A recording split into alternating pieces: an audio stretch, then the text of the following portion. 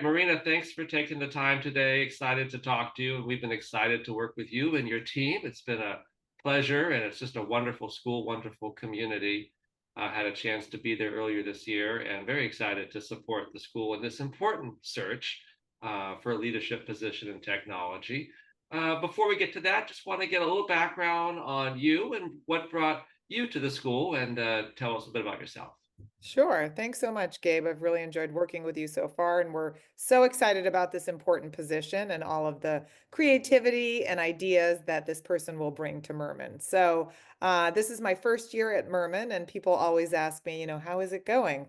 And I always say better than expected because this is such a special place, and there are so many unique things about Mirman.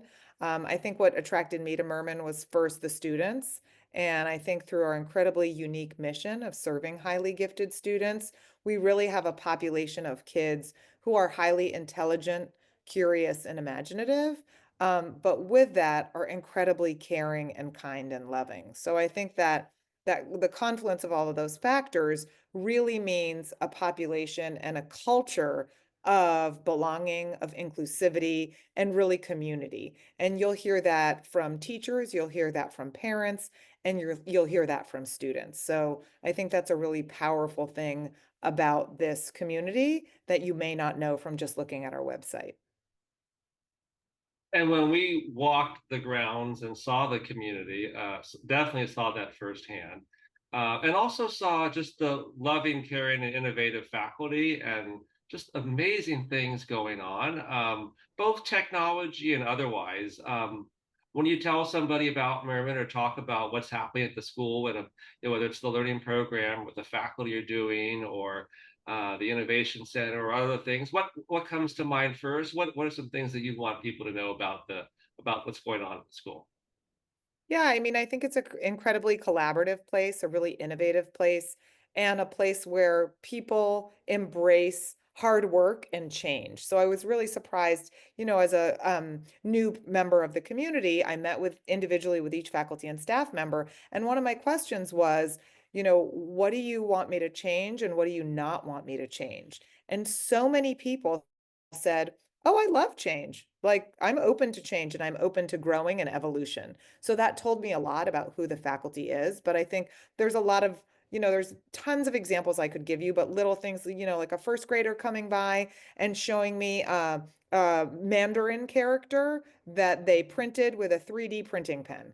So this little kid comes up, he has a Chinese character, he's telling me what it means, and he's telling me how he used a pen to 3D print it. So that's just a small example, but I could go through every single grade level and share with you the kind of creativity and interdisciplinary work that our students are doing because of how professional and expert our faculty is.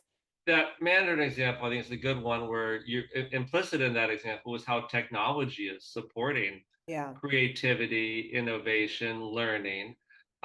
You've only been there a year, but talk a bit about what you've seen and really for you, how you see technology intersecting with this population of gifted learners and why it's such an important pillar for the school. Yeah, great point. I think that, this is a really unique time in sort of the world of technology, including things like AI, 3D printing, maker spaces.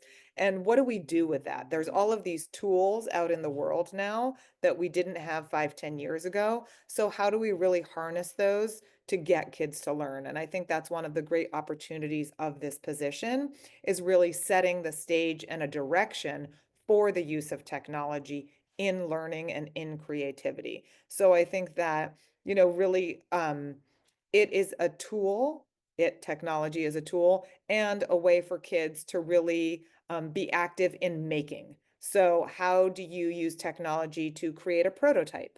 How do you use technology to design something?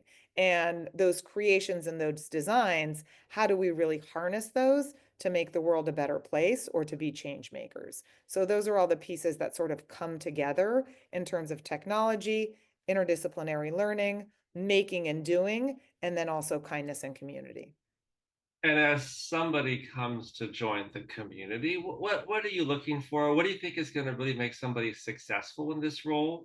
Mm. And maybe part two is, as this person will be on the senior admin team and working at a leadership level, what's going to make somebody successful at Mirman who's on that team, and maybe just describe a bit about your team and the dynamics and how this person will contribute to a high functioning team.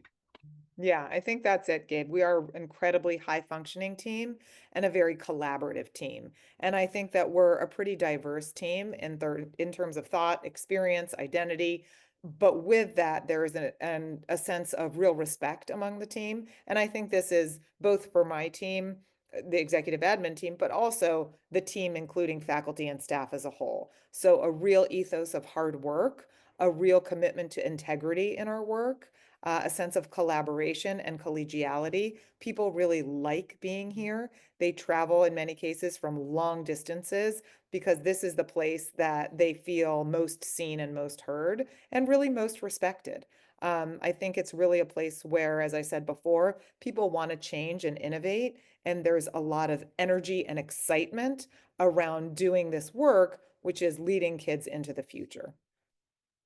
That's really exciting. Final question, just about the future of the school, and maybe talk about, you know, I don't want to say where is the school in 5 years, but what's for you on the horizon, or as you think, and it could be beyond tech, just to Yeah. kind of for someone to see where you're excited to help take the school, where there's already a journey underway, and you're excited to keep it going. Just what's for you on the horizon for Merman? Yeah, that's a great question. And I think I'm still in this first year of listening and learning, but I think the foundation at Merman is incredibly strong. We have such a unique mission, a unique program. We're the only highly gifted school in the Los Angeles area. And with that, there is a lot of energy and excitement around, application and coming here. So I think really building on that solid foundation is a big part of my vision. So that means really maximizing who we are as a school and ensuring that everything we're doing is at the highest level of excellence. So part of our mission statement says, we want to nurture the boundless potential of highly gifted students. And I think my role as a leader is to nurture the boundless potential of the institution. And what does it mean to be a thought leader in gifted education? What kind of partnerships could we forge to really elevate our program? Those kinds of things are really the direction I think we've started and will continue to go. And clearly technology will be a huge part of some of those partnerships and just where the school is Definitely. headed.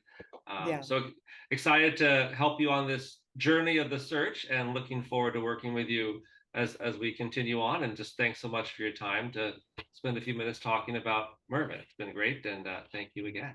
Thank you, Gabe.